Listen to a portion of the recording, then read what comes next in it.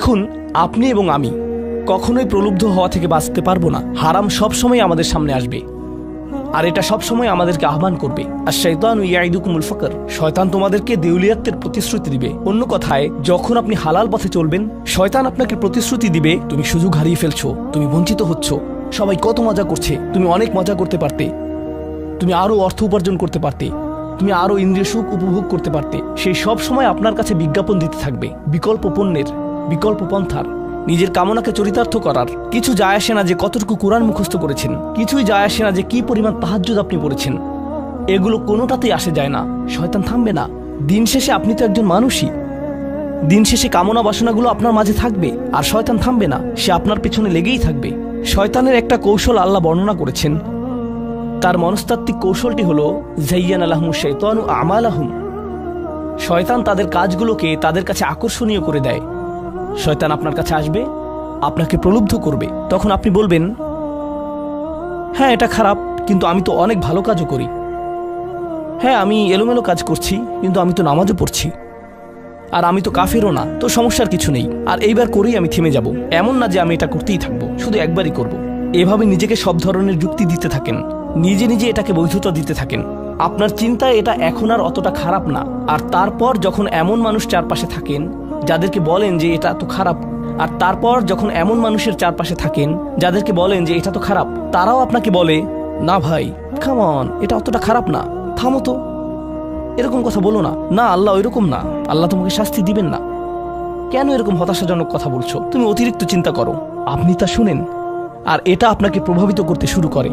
কিন্তু যখন কাজটা করে ফেলেছেন, যেটাই করেছেন, হতে পারে এটা অ্যালকোহল অথবা অন্য কোনো মাদক, এটা কারোর সাথে সম্পর্ক হতে পারে, সেটা যাই হোক, যখন নিজেকে বলেন যে এটাই শেষবার, কিন্তু এটাই শেষ তো না।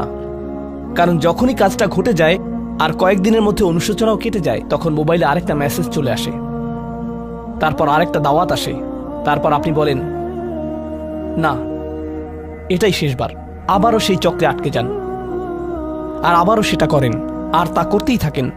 শয়তান ঠিক এটাই চেয়েছিল।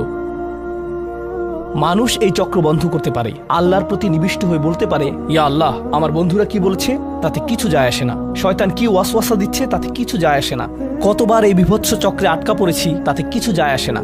আমি ফিরে আসলাম, আমি ফিরে আসলাম, আমি ফিরে আসলাম 2 দিন অনুতপ্ত থেকে আবারও পাপে লিপ্ত হওয়া থেকে। আমি ফিরে আসলাম আপনার কাছে ক্ষমা চাওয়ার পর আবারও পাপ করা থেকে। ওয়ালাম ইউসিরু আলা মা ফাআলু ওয়া হুম ইয়ালামুন।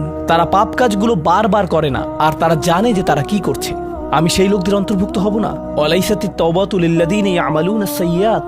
তওবা, অনুশোচনা তাদের জন্য কাজ করে না যারা পাপ করতেই থাকে। এমনকি তওবা করার পরেও এটা সেই মানুষদের জন্য না যারা এই চক্রে আটকে যায়, এটা তাদের জন্য যারা বলে, ইয়া আল্লাহ, আমি জাহান্নামে যেতে চাই না, আমি জাহান্নামের যোগ্য অনেক কাজ করেছি, কিন্তু এখন আমি থেমে যাচ্ছি। আর এটাই চূড়ান্ত। তারা হলেন আল্লাহর কাছে বিশেষ মানুষ, কারণ আল্লাহ জানেন এটা কতটা প্রলুব্ধকারী ছিল, আল্লাহ জানেন সেই আসক্তি কতটা শক্তিশালী ছিল, আল্লাহ জানেন পাপের কত গভীরে আপনি ছিলেন, আল্লাহ জানেন আপনার উপর শয়তানের সেই দীর্ঘ নিয়ন্ত্রণের কথা, আর আপনি সেই নিয়ন্ত্রণ ভঙ্গ করতে এবং আল্লাহর কাছে ফিরে আসতে সক্ষম হয়েছেন। আল্লাহর পথে আপনার এই যাত্রা অন্য মানুষের তুলনায় অনেক কঠিন। আপনার সামনের প্রলোভনগুলো অনেক শক্তিশালী, আপনার প্রতি অভিকর্ষের টানটি অনেক বেশি শক্তিশালী, আর এর সাথে লড়াই করে যেহেতু আল্লাহর কাছে এসেছেন, তাই আপনি বিশেষ মর্যাদা সম্পন্ন। এটা মনে করবেন না যে আমি তাহাজ্জুদ পড়ি না তাই আমি অতটা ভালো না, অথবা আমি আরবি জানি না, বা আমি এখনো সম্পূর্ণ কোরআন পাঠ করিনি আর আমি তাজবিদের নিয়মগুলো জানি না। না না না না না, আপনার বিশেষত্ব এজন্য না যে আপনি 17 বার হজ করেছেন। আপনার জ্ঞান এবং ইবাদতের জন্য আপনি আল্লাহর কাছে বিশেষ না, আপনি আল্লাহর কাছে বিশেষ মর্যাদা সম্পন্ন, কারণ আপনি পাপ থেকে বেরিয়ে এসেছেন আর আপনি শুধু তার ভয়েই ভীত। এটাই আপনাকে আল্লাহর কাছে বিশেষ মর্যাদা সম্পন্ন করে। তাই আপনিও ইবাদুর রহমান। তো এখান থেকে আল্লাহ আমাদেরকে সম্পূর্ণ বিপরীত দিকে নিয়ে যাচ্ছেন। এই প্রত্যেক শ্রেণী সম্পর্কে চিন্তা করুন, কিভাবে এগুলো আপনার সাথে প্রাসঙ্গিক, কিভাবে আপনি আল্লাহর কাছে বিশেষ মর্যাদা সম্পন্ন হতে চান, কিভাবে আপনি আল্লাহর নৈকট্য পেতে চান, কিভাবে আমি আল্লাহর নৈকট্য পেতে চাই। আমাদের কাছে এটা আসলে কতটা মূল্যবান। পাপ হলো এক প্রকারের ভালোবাসা, আমরা এর মোহে পড়ে যাই, আমরা এতে আসক্ত হয়ে যাই। আর এই অনুচ্ছেদটি আসলে ভালোবাসার একটা প্রতিযোগিতা, কারণ আপনি ইন্দ্রিয় সুখ ভালোবাসেন, আপনি এই পাপগুলোকে ভালোবাসেন, আর আপনি তা ছাড়তে চান না, কারণ এতে আপনার সুখানুভূতি নষ্ট হবে। আর অন্যদিকে আল্লাহ বলছেন, আমি আমার নিজের দ্বারা সেই সুখকে প্রতিস্থাপন করে দিব, আমি এটাকে আমার নৈকট্য দ্বারা প্রতিস্থাপন করে দিব। আল্লাহ এই সুযোগ দিয়েছেন। আপনার নিজেকে এই সমীকরণের আলোকে সিদ্ধান্ত নিতে হবে। আপনি এই পরিস্থিতিতে পড়বেন, অন্য কেউ জানবে না, কেউ জানবে না যে আপনার মাথায় কি সংগ্রাম চলছে, কেউ জানবে না, শুধু আল্লাহ জানবেন।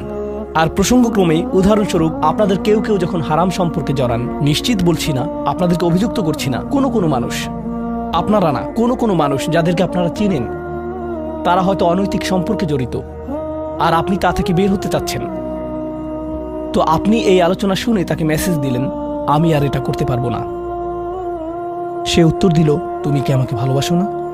তুমি এখন আমাকে ঘৃণা করো? তুমি কি মনে করো যে আমি তোমার জাহান্নামে যাবার কারণ? আমি কি এতটাই খারাপ?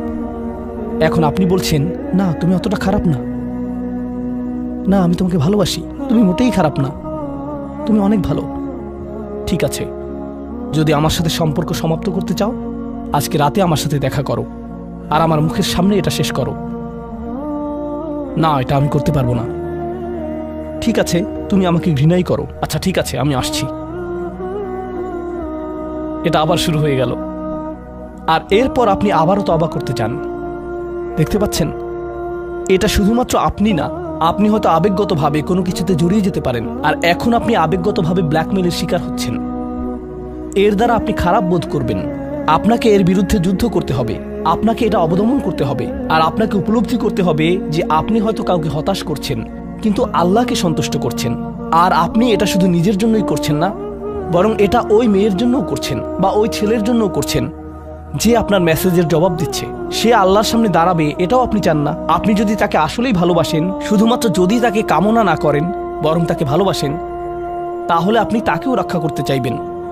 তো এখন আমরা খুবই অপ্রত্যাশিত স্থানে চলে যাচ্ছি। আল্লাহর কাছে আরো কে বিশেষ মর্যাদা সম্পন্ন? ওয়াল্লাযীনা ইযা আনফাকু লাম ইউসরিফু ওয়া লাম ইয়াকতুরু ওয়া কানা বাইনা যালিকা কওয়ামা। এই মানুষেরা যখন তারা অর্থ ব্যয় করে, তারা সকল অর্থ উড়িয়ে দেন না, তারা অতিরিক্ত খরচ করেন না, আর তারা কৃপণও নয়। তারা অনেক বেশি খরচ করেন না, আর তারা অনেক কমও খরচ করেন না। তাদের বাজেট ভারসাম্যপূর্ণ। বাজেটের সাথে আল্লাহর নৈকট্যের সম্পর্ক কি? সম্পর্ক রয়েছে, কারণ আল্লাযীনা ফি আমওয়ালিহিম হাক্কুন মালুম, তাদের অর্থে অন্যদের অধিকার রয়েছে যা সুবিদিত। আপনার পিতামাতার অর্থনৈতিক সহায়তা প্রয়োজন, আপনার সন্তান, আপনার ভাই বোন, আপনার স্ত্রীর প্রয়োজন, এমন অনেক ক্ষেত্র রয়েছে যার জন্য আপনার অর্থ প্রয়োজন। কিন্তু যখন আপনি প্রয়োজনহীন জিনিসে আসক্ত হয়ে পড়েন, আর আপনার অর্থ যখন ব্যয় হয় সিনেমার পর সিনেমা, সিনেমার পর সিনেমায়, সাবস্ক্রিপশনের পর সাবস্ক্রিপশনে, গেমের পর গেম, এরপর গেমে, গাড়ির জন্য নতুন যন্ত্রাংশ কেনার পেছনে, যে চাকা দেখতে উল্টো দিকে ঘূর্ণায়মান, তার প্রয়োজন আপনার নেই। সেগুলো আপনি দেখবেন না যখন আপনি গাড়ি চালাবেন, সেটা অন্য কেউ দেখবে। এগুলো ঘুরবে অন্য কারোর জন্য, আপনার জন্য না। যন্ত্রাংশ অথবা ডিভাইস, আপনি নতুন আইফোন ছাড়াও বেঁচে থাকবেন, এতে কোনো ক্ষতি হবে না। স্যামসাং যদিও কিছুটা বিপজ্জনক, তারপরও অনেক বোনেরা পার্স অথবা ব্যাগের জন্য এমনটা করেন। ও আল্লাহ, এই ব্যাগগুলোর কোনোটার দাম কয়েক লাখ টাকা। বলছি না যে আপনি এগুলোর কোনোটাই কিনতে পারবেন না, কিন্তু আল্লাহ বলছেন ঠিক আছে খরচ করো, কিন্তু অতিরিক্ত খরচ করো না। আপনাদের কারো কারো জন্য আবার সবচেয়ে খুশির বিষয় হলো টাকা ধরে রাখা।